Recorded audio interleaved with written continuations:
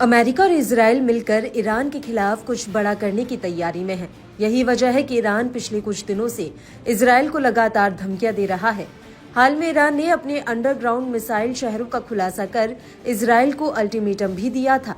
इस कड़ी में अब खबर है कि ईरान ने इस्फहान के मध्य प्रांत में बड़े पैमाने पर सैन्य अभ्यास शुरू किया है।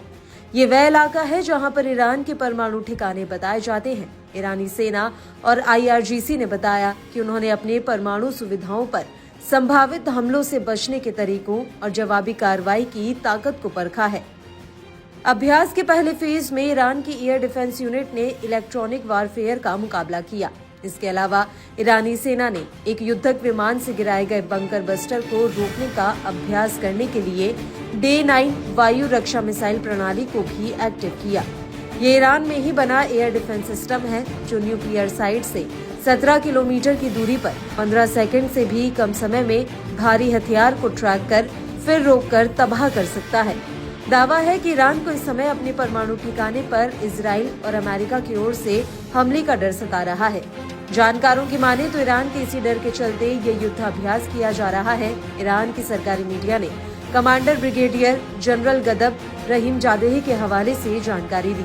मालूम हो कि पिछले साल इजराइल ने ईरान के परमाणु ठिकानों पर जोरदार हमले का दावा किया था। हालांकि ईरान ने इजरायली दावे को गलत ठहराते हुए इस पर चुप्पी साध ली थी।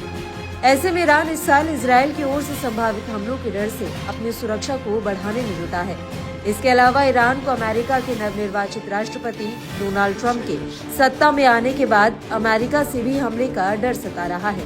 दरअसल हाल ही में अमेरिका की सेंट्रल कमांड के deputy commander admiral Brad Cooper ने इजराइल का दौरा किया था।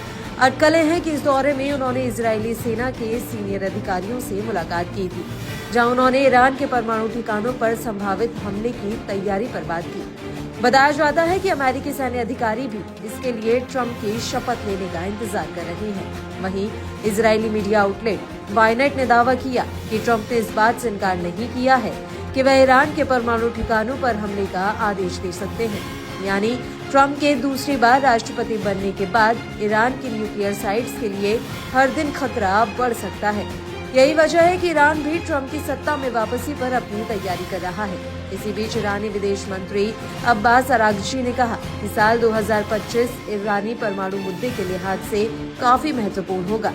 ईरान को इस बात की भी चिंता सता रही है कि ट्रंप की सत्ता में वापसी इजराइल को काफी मजबूत कर देगी। दरअसल ट्रंप हमेशा से ईरान को लेकर आक्रामक रहे हैं। ऐसे में ट्रंप के राष्ट्रपति बनते ही ईरान के न्यूक्लियर साइट पर हमले का खतरा मंडराने लगा है। ट्रंप पहले ही कह चुके हैं कि वो ईरान पर कार्रवाई करने से पीछे नहीं हटेंगे। मालूम हो कि इजराइल और अमेरिका लगातार मानते रहे हैं कि ईरान के पास परमाणु बम बनाने के लिए पर्याप्त यूरेनियम है।